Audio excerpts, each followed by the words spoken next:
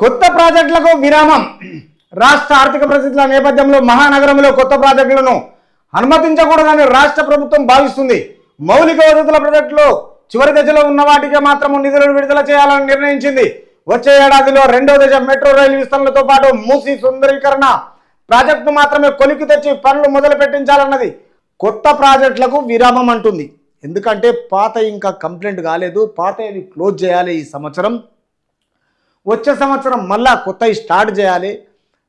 ఎప్పుడైతే ఈ రాష్ట్ర ముఖ్యమంత్రి ఎక్కడైతే బయటికి పోయాడో, ఈ లండన్ పోయినా, తర్వాత ఎక్కడ యుఎస్ పోయినా, యూకే పోయినా, ఎక్కడ తిరిగినా ఆయనకు అక్కడ ఒక విషక్తరహితంగా ఎంత బ్రహ్మాండంగా కనిపిస్తున్నాయో ఆ విషయంలో మూసీ నదిని ఆ విధంగా తయారు చేయాలి, హైదరాబాద్కు ఒక కళ తీసుకురావాలి అని ఆయన మనసులో వచ్చిన థాట్ అది. కాబట్టి ఈ విషయంలో ఇది మూసీ నదులు అయిపోయినా, జలమండలి వర్క్ అయిపోయినా, తర్వాత ఈ కొత్త ప్రాజెక్టులకు విరామం చేసేసి ఈ చివరిది ఏదైతే ఈ రాష్ట్ర ప్రాజెక్టులకు అనుమతించకూడదని రాష్ట్ర ప్రభుత్వం భావిస్తుంది.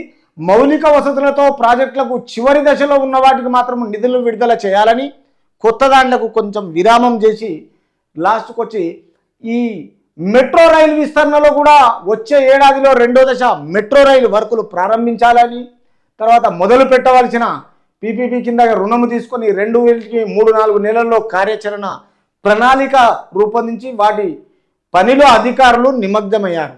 కాబట్టి ఈ నేపథ్యంలో స్థానిక వ్యవస్థల్లో ప్రాజెక్టులను చేపట్టేందుకు ప్రభుత్వం సిద్ధంగా లేదంటున్నారు. ఎందుకంటే అక్కడ ఖజానా మొత్తం ఖాళీ అయిపోయింది.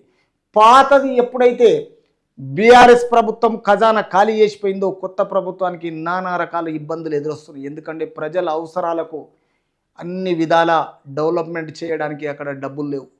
కాంగ్రెస్ ప్రభుత్వము ఏ భూములు అమ్మకుండా అప్పులు చేసైనా ప్రజల అవసరాలకు, ప్రజల గురించి మేలు చేయాలని చూస్తుంది. ఇప్పటికే రాజకీయ నాయకులు రాజశేఖర రెడ్డి ఏంది, చంద్రబాబు ఏంది, వాళ్ళందరికంటే ఎక్కువ ఈ దుర్మార్గుడు కల్వకుంట్ల చంద్రశేఖరరావు ఏంది తెలంగాణ భూములు అమ్మేసి సర్వం నాశనం చేసిండు. ఇష్టం వచ్చినట్టు లీజులకు ఇచ్చిండు, ఇష్టం వచ్చినట్టు తర్వాత ఏమంటారు దీన్ని కాంట్రాక్ట్లకు ఇచ్చిండు, తర్వాత కమిషన్లకు ఆశపడ్డాడు, తర్వాత ఇదే విషయంలో ట్రస్టులకు ఇచ్చిండు. ఎన్ని కోట్ల రూపాయలు, 1000 రూపాయల 100 రూపాయలు ఇచ్చిండు. మరి వాళ్ళకు ఆ చీకటి ఒప్పందాలు ఏంటివో, ఆ కాంట్రాక్ట్లు ఏందో, ఆ ట్రస్ట్లు ఏందో, మరి అది అడిగే దిక్కే లేదని నిజాం సర్కార్లేగా మొత్తం చీకటి ఒప్పందాలు చేసి ఇవాళ తెలంగాణ రాష్ట్రాన్ని కుప్ప చేసేసిండు మొత్తం.